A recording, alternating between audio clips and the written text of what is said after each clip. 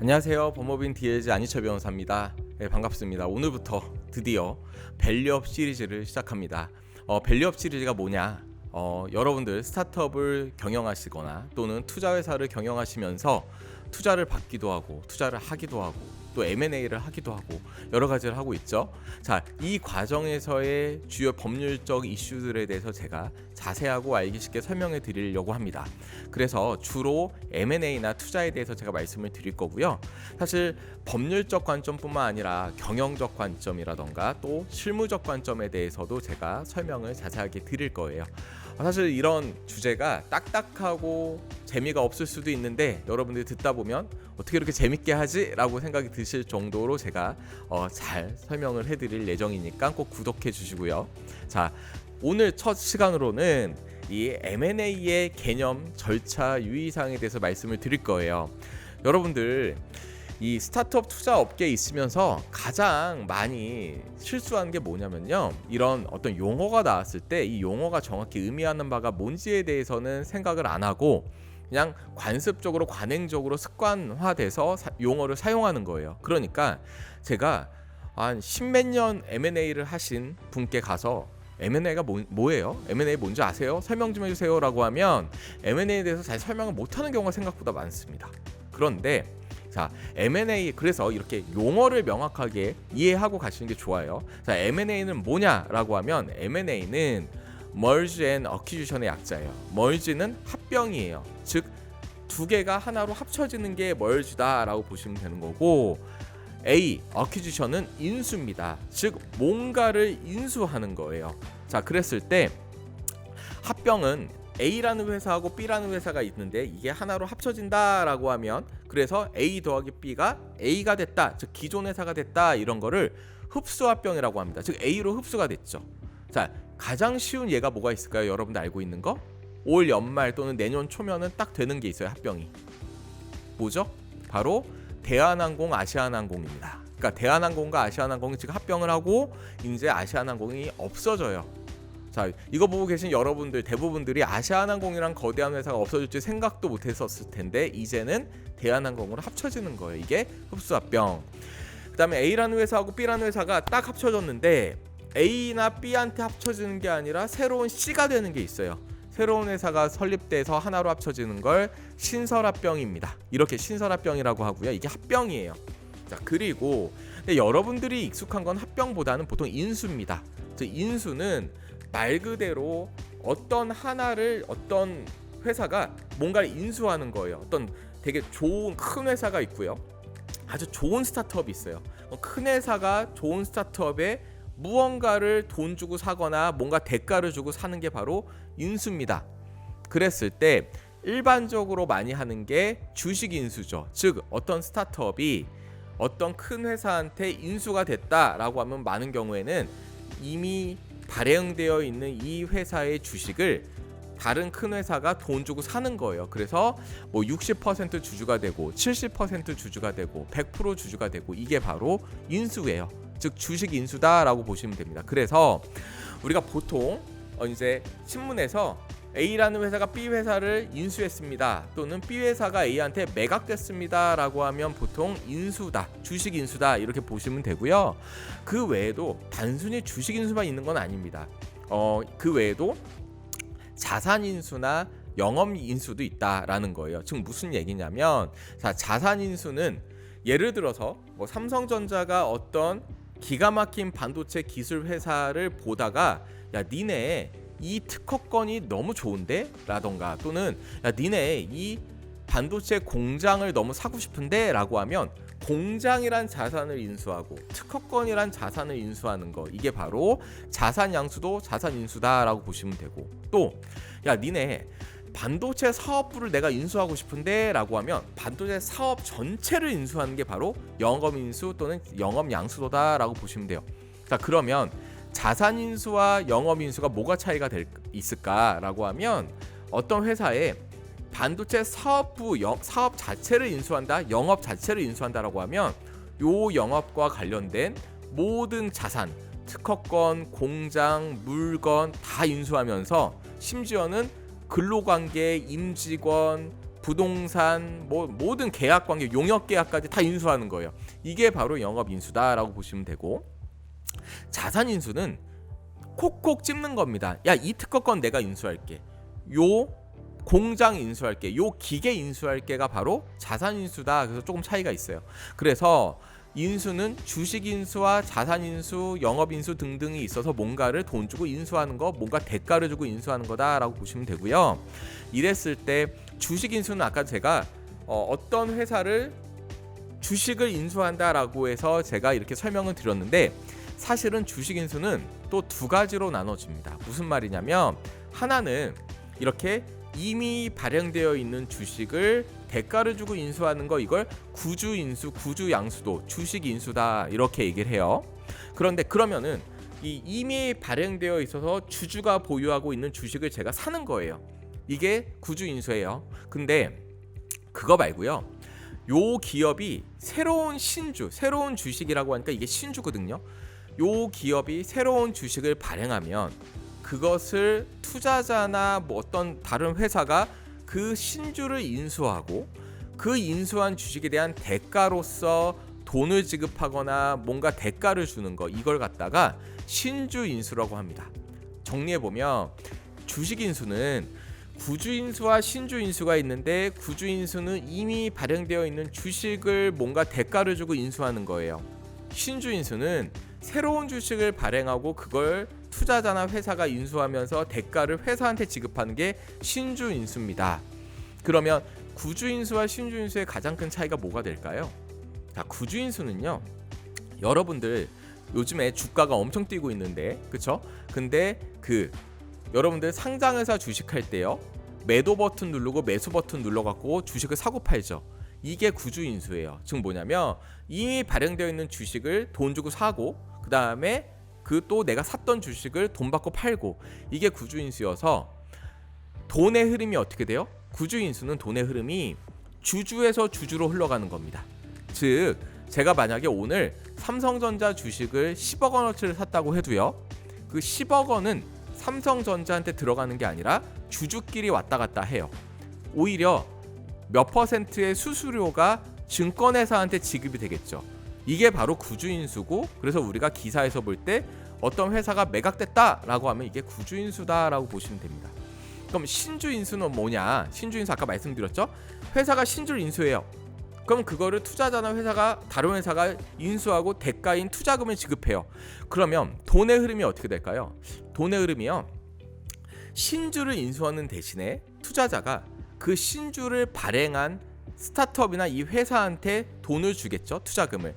그러니까 투자금이 요 회사한테 지급됐다라고 해서 돈의 흐름이 인수하는 인수자 또는 투자자에서 이 스타트업한테 흘러가는 겁니다. 신주를 발행한 회사한테.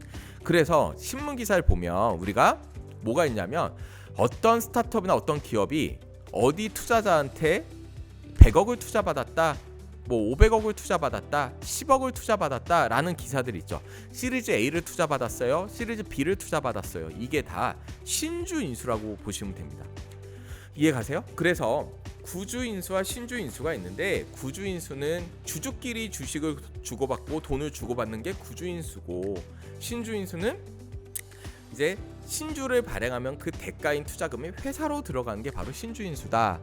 자, 이해 가세요? 그래서 다 M&A 한번 정리해 볼게요. M&A는 멀즈하고 어퀴지션인데, 멀즈는 합병이어서 회사가 합쳐지는 거고, 흡수합병과 신설합병이 있다. 어퀴지션은 인수인데 주식을 인수하거나 자산을 인수하거나 영업을 인수하는 건데, 주식 인수는 구주 인수와 신주 인수가 있다. 그래서 회사를 매각했어요, 샀어요, 이거는 대부분 구주 인수고, 우리 투자받았어요, 투자했어요는 신주 인수다. 자, 그래서 투자계약서라는 거는 보통 신주 인수 계약서를 의미하는 거고요. 그 다음에 회사 매각계약서는 보통 주식 매매 계약서를 의미한다라고 보시면 돼요. 자, 이게 M&A입니다. M&A를 명확하게 이렇게 개념화 시키면 여러분들 많이 이해가 되고 명확하게 이제 좀 잡혀요. 자, 그랬을 때 M&A를 하려면 기본적으로 어떤 법의 규제를 받냐라고 하면 보통 상법이에요. 사실은 상법이 가장 중요하다고 보시면 되고, 그 외에 뭐 공정거래법이라던가 자본시장법이라던가 또는 해외 인바운드 아웃바운드 딜 같은 경우에는 외국환거래법이라던가 외국인 투자 촉진법이라던가 또는 기타 노동 문제라던가 세법, 세금 문제가 있으니까 세법, 노동관계 법령 등등 여러 가지 법령들이 문제가 될 수 있다라고 보시면 됩니다. 이해하셨죠? 자, 그러면 이번에는 M&A를 조금 더 잘게 세부적으로 한번 잘라볼게요. 자, M&A 개념을 이해하셨으니까 이제 M&A 종류는 뭐가 있을까라고 하면 아까 제가 말씀드렸죠. 흡수합병, 신설합병, 구주매매, 신주인수 등등등이 있고요. 자산 양수도, 영업 양수도도 있고 기타 뭐 조인트 벤처를 설립한다거나 회사를 분할한다거나 뭐 이런 것들도 다 M&A 한 종류로 생각을 하기도 해요. 그리고 그다음 어떤 M&A를 하냐, 어떤 회사를 인수하냐, 어떤 회사를 갖다가 매각하냐라고 할 때 일반적으로 정상적인 기업을 할 때도 있고요. 자, 부실 기업도 많이 합니다. 부실 기업을 왜 사고 팔아요? 라고 하지만 우리 회사가 만약에 어떤 회사를 사고 싶은데 부실하지만 우리 회사하고 결합됐을 때 시너지가 많이 일어나는 회사가 있을 수 있어요. 그런 경우에는 부실 기업도 회생 M&A, 워크아웃 이런 용어로 진행을 하기도 합니다. 예를 들어서요, 만약에 중국에 있는 테무라던가 이런 회사가 한국에 진출하고 싶어요. 한국에 진출하고 싶은데 어떤 회사가 좋지? 그러니까 먼저 회사를 골라서 진출하는 게 아니라 먼저 첫 번째로 뭘 생각할까요? 한국에 먼저 자회사나 이런 회사를 만들어서 진출할까 생각을 할 거예요. 근데 그러면 아니 한국의 그 영업망들을 어떻게 뚫지? 한국의 그 많은 그 근로자들을 어떻게 고용하지? 이런 생각이 드니까 그러지 말고 한국의 좋은 회사를 인수해서 한번 진출을 해볼까? 라고 했더니 이마트 이런 건 너무 비싸요. 그러니까 엄두가 안 나죠. 쿠팡 너무 비싸죠. 그러니까 뭘 생각하냐, 혹시 테무와 시너지가 날 만한 좋은 회사가 없을까 고르다가 홈플러스가 있을 수 있어요. 홈플러스가 지금 거의 파산 직전인데 홈플러스를 만약에 인수하면 부실하지만 얘네가 갖고 있는 영업망을 다 이용해서 내가 진출하기 쉬워지지 않을까?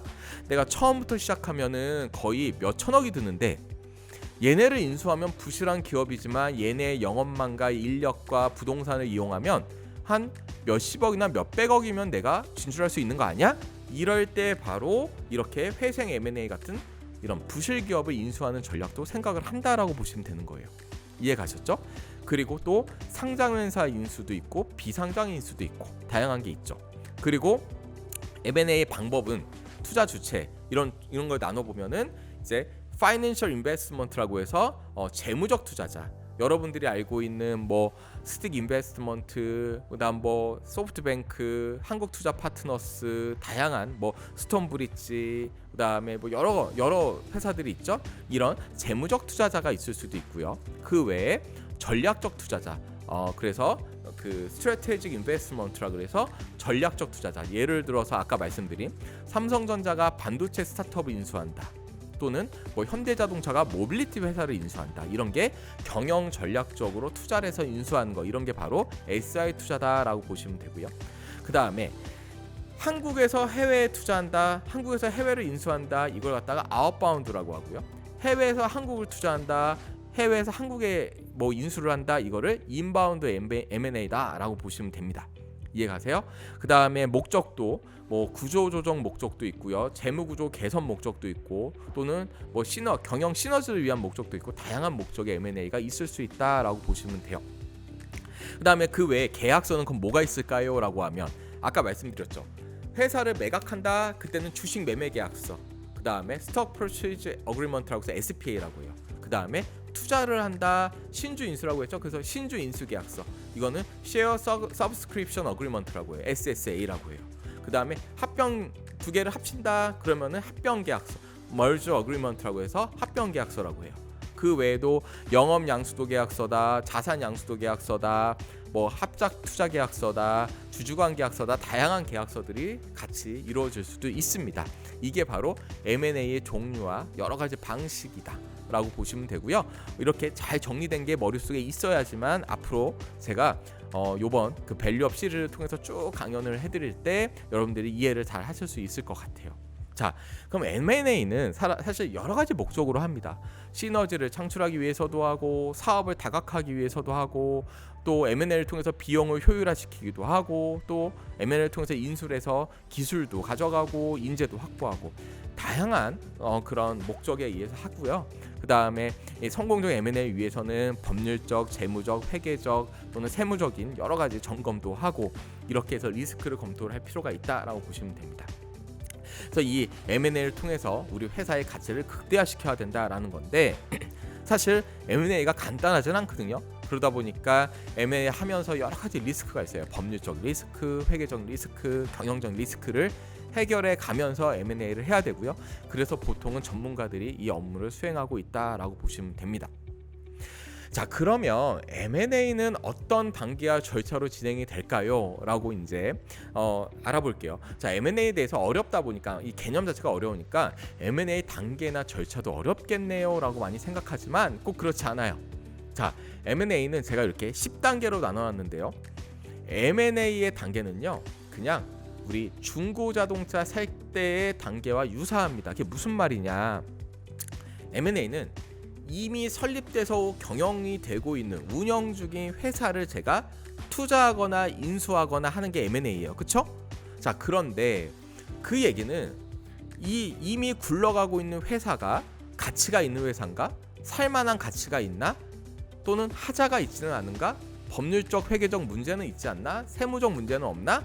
를 알아보고 제가 적절한 가격을 협상을 해서 사는 게 M&A예요. 자, 이건요, 중고차 살 때하고 똑같습니다. 이미 굴러다녔던 차를 이 회사가 살만한 가치가 있나? 이 회사는 혹시라도 사고가 나진 않았나? 작년 홍수 났을 때 물에 빠지진 않았나? 주기적으로 부품을 갈아준 차가 맞나? 이걸 갖다가 점검을 한 다음에 적절한 가격에 사죠. 똑같습니다, 절차가. 그럼 여러분들 M&A 절차 어떻게 되세요? 라고 하면 잘 모르실 수도 있는데, 중고차 사고 팔 때 절차가 어떻게 돼요? 라고 하면 알죠. 저 중고차 먼저 하나 선택할 거예요. 그 다음에 사고가 났는지 안 났는지, 차의 관리가 됐는지 안 났는지 확인할 거예요. 그리고 가격도 물어볼 거예요. 근데 내 머릿속에 이미 가격이 얼마 있어요. 서로 협상을 할 거예요. 그러다가 적절한 가격에 협상을 해서 합의를 하고 살 거예요. 이게 중고 자동차 사는 방법이죠. M&A 똑같아요. 자, 볼까요? 먼저 회사를 선정할 거예요. 그리고 대충 머릿속으로 얼마인지 생각할 거예요. 그리고 교섭을 할 거고, 그 다음에 제가 이 회사의 문제점을 파악할 거예요. 문제점을 파악하다가 문제가 발견되면 가격을 깎을 거예요. 그러다 협상을 할 거고, 그러면서 혹시라도 살 때 사전에 인가나 허가받을 게 있으면 허가를 받고서 제가 돈 주고 살 거예요. 그리고 그러면 끝나요. 이게 바로 M&A 절차예요. 자, 여러분, 중고차 살 때하고 똑같습니다. 어려운 게 아니에요. 그래서 한번 10단계를 좀 더 명확하게 보면, 먼저 회사를 선정합니다. 그리고 예비 가치를 산정하는 거예요. 이 회사는 50억인데요, 100억인데요, 200억인데요, 선정을 해요. 그러면서 교섭을 개시합니다. 근데 교섭을 개시할 때 그때부터 중고차 살 때하고 조금 다를 수는 있는 건, 회사는 영업 비밀도 많고 뭔가 기술 정보도 많고 뭔가 정보가 좀 널리 공개하면 안 되는 정보가 있을 수 있다 보니까 비밀 유지 계약, Non-Disclosure Agreement라는 NDA를 체결할 수도 있고, 또는 LOI, LOC처럼 뭔가 이렇게 투자 의향서나 투자 확약서 같은 걸 체결할 수도 있고, 또는 MOU 같은 걸 체결할 수도 있고, 양해각서 같은 거 체결할 수도 있고, 또는 중고차보다는 계약서가 복잡할 거 아니에요. 그러니까 텀시트라고 해서 투자나 매각 조건을 기재한 표 같은 게 있어요. 그게 텀시트입니다. 요 텀시트를 작성해서 교부할 수도 있어요. 즉, 계약서의 분량이 많으니까 요걸로 처음부터 협의를 하면 너무 복잡하니까 적절하게 핵심만 조건을 담은 표를 정리해서 줄 수도 있어요. 이게 텀시트인데, 텀시트를 작성해서 주기도 합니다. 그 다음에 기업 실사를 하는 경우가 많죠. 이게 뭐냐면, 중고차로 따지면 타이어 체크도 해보고, 본넷도 열어서 엔진 오일 갈았는지 확인도 하고, 또는 사고 이력도 확인하고, 또는 물어도 보죠. 이거 사고 언제 났어요?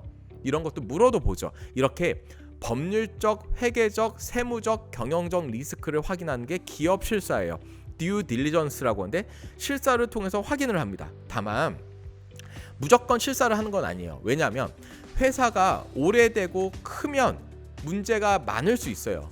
그러니까 이 회사의 문제점을 실사 등에서 확인을 하는데 설립된 지 얼마가 안 됐고 뭐 별로 오래되지도 않았어요. 그러면서 그렇게 크지도 않아요. 이런 경우에는 별로 문제가 없겠지라고 하고 실사를 생략할 때도 있습니다. 어쨌든 그거는 중고차도 마찬가지예요. 출고된 지 얼마 안 됐는데 갑자기 사정이 있어서 차를 판대요. 그럼 별로 빡세게 체크 안 할 거예요. 근데 한 10년은 넘었고 이 회사가 산전수전 다 겪은 차면 많이 정확하게 체크를 하겠죠. 똑같습니다. 실사란 게 그런 거예요. 그리고 최종 협상을 하고 그리고 나서 사전 신고나 인허가를 하는데 요 사전 신고나 인허가를 할 때는 항상 하는 건 아니고요. 예를 들어서 대한항공, 아시아나항공 같이 공룡 같은 회사가 두 마리가 이제 합병을 하면 그때는 기업 결합 신고를 합니다. 공룡 두 마리가 M&A 인수가 되거나 투자를 하거나 하면은 기업 결합 신고를 하고요. 그 다음에 해외에 있는 비거주자가 한국에 투자를 하거나 또는 한국에 있는 거주자가 해외에 투자를 하거나 인수를 하면 이때는 외국한 거래 신고를 해야 됩니다. 그리고 뭐 그 다음에 그 외에도 뭐 선행 투자자가 있으면 선행 투자자의 동의를 얻어야 될 때도 있고 이런 사전 신고, 사전 인허가, 사전 동의 등의 절차를 밟아야 될 때가 꽤 있습니다. 그리고 나서 최종적으로 계약을 체결해요. 뭐 주식 매매 계약, 신주 인수 계약 이런 걸 체결하고 그 다음에 이제 계약 체결한 후에 다 만족됐는지를 보고 돈을 주거나 대가를 주고 주식을 받고 이렇게 해서 거래가 종결됩니다. 이걸 바로 클로징, 거래 종결 절차다라고 보시면 됩니다. 이게 바로 M&A 절차예요. 이렇게 보면 진짜로 중고차 사고 팔 때하고 똑같죠. 거의 어려운 거 아니에요. 회사 사고 팔고 회사에 투자하는 게 바로 이런 거라는 겁니다. 여러분 이해 가셨죠? 자, 이게 어렵지 않고 이렇게 10단계로 M&A가 진행이 된다라고 보시면 되고요. 제가 그 하나하나의 절차에 대해서는 방금 이렇게 설명을 드렸으니까 제가 길게는 안 할 거예요. 그래서 회사 잘 선정할 때 여러 가지를 고려해야 되고 가치 선정하고 교섭을 개시해야 되고 그 다음에 투자 의향서, 텀sheet, 기업 실사, 그 다음에 최종 협상, 사전 신고 인허가, 계약 체결, 거래 종결을 해야 된다라는 거고 이거 보고 계신 여러분들 중에서 만약에 이 PPT를 받고 싶으시면 저희 법무법인 DLG 홈페이지 가서 제 안희철 변호사 그를 찾아서 들어가시면 제 이메일 주소가 있어요. 제 이메일 주소로 요 PPT를 요청하시면 제가 PDF 파일로 해서 이메일을 드리겠습니다. 그러니까 제가 이 자세한 걸 모든 걸 하나하나 설명하면 너무 내용이 많아서 이 내용들은 생략을 하면서 이 자세한 PPT는 저한테 따로 요청하면 제가 보내드리도록 하고요. 저희가 유튜브에 올릴 때도 제 이메일 주소를 올릴게요. 그러면 제 이메일 주소를 보고 그러니까 저한테 요청하시면 제가 보내드리도록 하겠습니다. 아까 기업 실사 관련해서 제가 조금 더 자세하게 설명을 드릴게요. 자, 기업 실사를 할 때는요, 법률 실사와 회계 실사, 세무 실사, 경영 실사 같은 게 있어요. 그래서 법률 실사는 이 회사의 법률적 리스크를 검토하는 거예요. 즉, 이 회사에 투자하거나 사기 전에 계약 분쟁, 규제, 자산 리스크가 없나? 또는 거래 구조의 리스크는 없나 이런 법률적 리스크를 갖다가 판단하는 게 이 법률 실사, 리걸 듀 딜리전스고요. 회계 실사는 파이낸셜 듀 딜리전스라고 해서 회계적 문제를 파악하는 거고 수익 인식이나 자산 검증, 재무 건전성 등을 보는 거고요. 이 회계 실사에는 보통 세무 실사가 포함됩니다. 세무 실사를 따로 할 수도 있어요. TDD라고 해서 텍스 듀 딜리전스라고도 하는데 세무가 제대로 되어 있나? 또는 요 매각하는 가격이 제대로 책정이 되어 있나 이러는 세무적 리스크를 검토하는 게 세무실사고요. 경영실사는 CDD, Commercial Due Diligence라고 하는데요. 이 경영실사는 내가 인수하거나 투자하려는 회사의 경영력 리스크를 판단하는 거예요. 즉, 예를 들어서 이 회사가 현재 이 산업군에서 어떠한 위치에 있나?